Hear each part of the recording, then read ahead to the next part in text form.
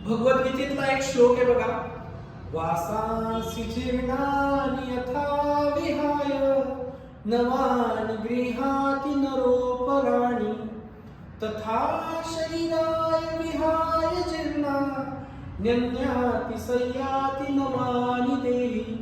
अर्थात आपले वस्त्र जुने झाले, आपले कपडे जुने झाले की आपण काय करतो, त्यांना बदलवून टाकतो, त्यांना टाकून देतो, नवीन परिधान करतो.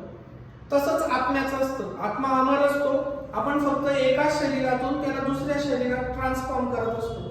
हीच टेक्निक आपल्याला वापरायची आहे ट्रिगोनोमेट्रिक ट्रान्सफॉर्मेशन मध्ये. ट्रिगोनोमेट्रिक ट्रान्सफॉर्मेशन मध्ये बेसिकली काय करणार आहोत आपण, फॉर्म्युला आहे ट्रिगोनोमेट्रीचा, त्याला एका अशा सुटेबल फॉर्मॅट मध्ये कन्वर्ट करू की ज्याचं इंटिग्रेशन कडे उत्तर पाहिजे. कारण ऑब्विसली आपल्याला सॉल्व काय करायचं, इंटिग्रेशन. तर हेच आहे बघा, मॅथ्स आणि रिअल लाईफ इतके रिलेटेड आहेत एकमेकांशी की तुम्ही असं काहीतरी कनेक्ट करा त्याला.